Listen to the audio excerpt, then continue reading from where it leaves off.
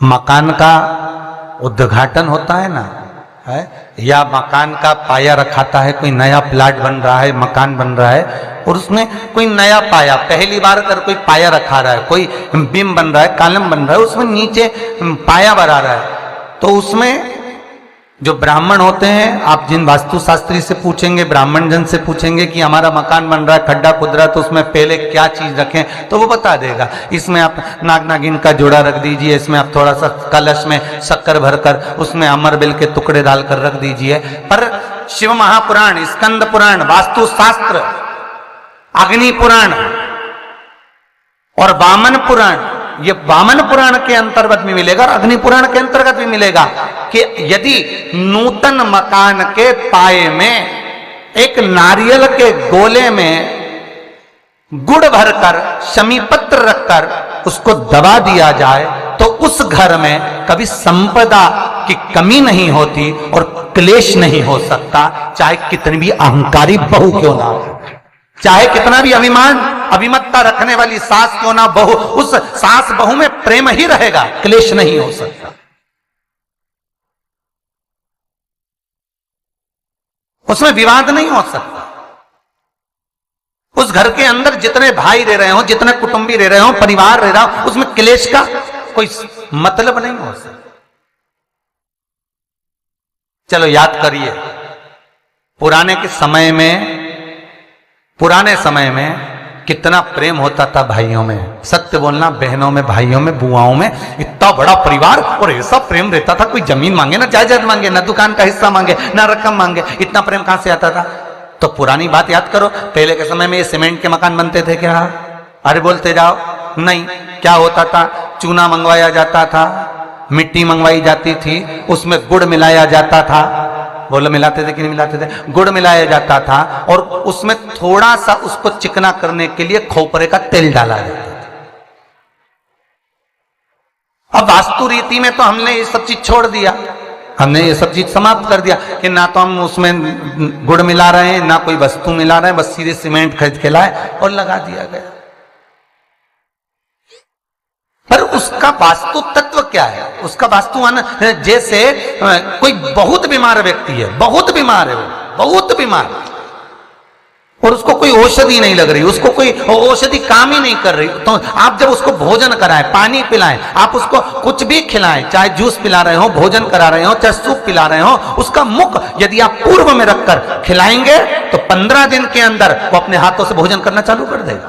15 से 16वां दिन नहीं होगा।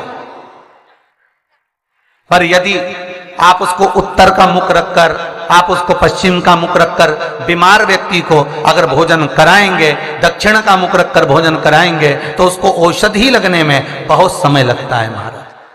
औषधि, इसको 15 दिन बहुत हो गए, बहुत। जिससे दक्षिण की ओर मुख कर कर भोजन करने वाले व्यक्ति का उदर, पेट, वो कहते ना रोग हो जाते, पेट के रोग बहुत सारे हैं महाराज, बहुत रोग है महाराज। पेट से जुड़ा हुआ कब्ज का भी रेबे, गैस का भी रेबे, और ना जाने कितनी कितनी बीमारियां उसके अंतर्गत हो जाती हैं। तो ये सारे रोग कैसे होते हैं? दक्षिण में बैठकर अगर आप मुख कर भोजन कर रहे हो तो पेट से जुड़ा हुआ रोग कभी जिंदगी में समाप्त नहीं हो सकता। 50 गोली खा लो, 50 ऑपरेशन करा लो, 50 तरह के डॉक्टर को दिखा लो। मतलब यह पक्का है कि आप दक्षिण की ओर बैठकर, दक्षिण की ओर मुख कर कर आप भोजन ग्रहण कर रहे हो तो आपको वो दुख तो ग्रहण करना ही पड़ेगा, वो दुख तो आपको झेलना ही पड़ेगा।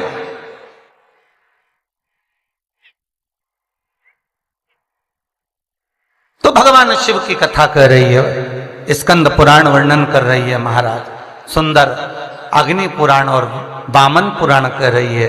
एक गोले में गुड़ शमी पत्र रखकर जो दबाया जाता है उससे जीव को, इसलिए आज भी हमारे यहाँ नियम है, जब आप लोग नहीं दबा पाते तो जब वास्तु पूजन कराने पंडित जी आते हैं तो एक चांदी के, एक तांबे के लोटे में नाग नागिन, उसमें शक्कर भरते हैं, शक्कर भर के उसको दबाते हैं कि भले तुमने गुड़ नहीं रखा तो शक्कर दबा दो, पर उसको गोले में रखना चाहिए, परंतु उसको रख देते हैं वो तांबे के कलश में। नियम वही है पर उसको चेंज कर दिया गया समय अवस्था में कर दिया कि उसमें तांबे का कलश रखो, चांदी का नाग नागिन रखो, शक्कर भरो, फिर दबा। और नियम वो है कि नारियल का गोटा हो, गुड़ भरा हो, उसमें भले तुम नाग नागिन रखो चाहे कुछ भी रखो, पर समी पत्र अगर रख दिया तो नाग नागिन की भी जरूरत नहीं है। समी पत्र रख दिया तो वास्तु की मूर्ति रखने की भी जरूरत नहीं है। समी पत्र में 33 कोटि देवता एक एक पत्ती के रूप में उस समी पत्र के भीतर विराजमान रहते हैं, जिसको हम विराजमान कर रहे होते। सुख समृद्धि वैभव आनंद दे।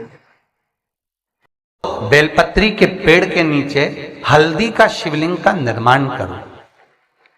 हल्दी पिसी हुई हल्दी का शिवलिंग का निर्माण करो, उसका पूजन कर कर घी का दिया लगाकर भगवान शंकर की वही हल्दी का शिवलिंग का तिलक अपने हृदय पर चाहे पुरुष हो चाहे स्त्री हो, अपने हृदय पर कंठ के पास उस तिलक को लगाएं और बाबा का विसर्जन उसी बेलपत्री के पेड़ के नीचे जल डालकर कर दें। महाराज, यश मिलना प्रारंभ हो जाता है। केवल ये यश के लिए ही नहीं होता, इसका एक क्रम और है। मान लो आप किसी मीटिंग में बैठे हो, किसी अच्छी जगह पर बैठे हो, किसी कंपनी के इंटरव्यू में बैठे हुए हो, कोई कंपनी आपके कॉलेज में आई है और आप उसमें सिलेक्ट नहीं हो रहे, तो उसके लिए भी ये कार्य पूर्ण है उसके लिए। और ये कहां पर भी काम आता है महाराज। मान लो आप किसी कार्य के लिए जा रहे हो और वो कार्य बहुत जरूरी है कि इस व्यक्ति से मुझे ये पैसे निकलवाना है, इस व्यक्ति से मुझे ये काम निकलवाना है, और वो व्यक्ति बहुत दिन से हाथ में आ ही नहीं रहा, तो उसके लिए भी ये कार्य किया जाता है। अर्थात कीर्ति शुद्ध हो, पवित्र हो और यश की प्राप्ति। हल्दी का अब स्त्री कहे कि हम शंकर की आराधना कर सकते हैं, हाँ। स्त्री कहे हम शिव को स्पर्श कर सकते हैं, हाँ, क्यों नहीं। क्या हम हनुमान चालीसा पढ़ सकते, क्यों नहीं। अगर सुंदरकांड पढ़ सकते, क्यों नहीं। हनुमान और शिव एक ही है, हनुमान और शिव एक ही स्वरूप है, और उस स्वरूप का स्पर्श होना कोई गलत नहीं। कई लोग कहते हैं हनुमान जी के मंदिर में दिया लगाएं कि ना लगाएं, क्यों नहीं। भगवान शंकर पर जो जल चढ़ता है वो उत्तर दिशा की ओर क्यों जाना चाहिए, ठीक है। और पूजन करने वाले व्यक्ति को महाराज दक्षिण में बैठकर उत्तर की ओर मुख कर कर शंकर का अनुमोदन क्यों करना चाहिए, ठीक है। जब हम शिव जी की अर्चना करते हैं तो हमारा मुख कहाँ ज्यादा होना चाहिए, उत्तर की ओर, ठीक है। दक्षिण की ओर से हम बैठे, जहां भगवान का जल जा रहा है महाराज उस ओर देखते हुए, अर्थात उत्तर की ओर हमारा मुख होकर हम भगवान के शंकर की आराधना करें। जैसे पूर्व अभिमुख होकर शिव की जो आराधना करी जाती है वो एक श्रेष्ठता का फल देती है, फल देगी, मना नहीं है। पश्चिम की ओर मुख कर कर जो शंकर की आराधना करी जाती है उसका फल मिलेगा, मना नहीं है। पर दक्षिण में बैठकर उत्तर की ओर मुख कर कर जब हम शंकर की आराधना करते हैं उसका जो फल होता है वो शीघ्र प्राप्त होता है। पर ज्यादातर लोग कैसे करते हैं, आप लोगों ने भी तो करा होगा, बोलो जरा जम के। कहां बैठते हो महाराज जी, उत्तर की ओर तो जलाधारी का मुख है, ऐसा एक सहज भाव। ये शिवलिंग है, ये जलाधारी, ये उत्तर की ओर है, तो तुम लोग कहां बैठोगे, ये यहां जा रही है तो ये शिवलिंग है तो तुम इसके सामने बैठोगे, कि जल यहां से जा रहा है तुम उसके सामने बैठो। पर बैठना कहां चाहिए, जहां शिवलिंग है यहां से जल बह रहा है तो यहां बैठो।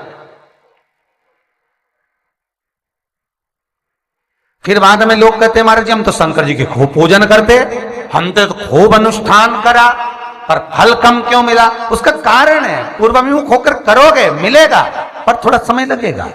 पश्चिम अभिमुख होकर करोगे मिलेगा, थोड़ा समय लगेगा।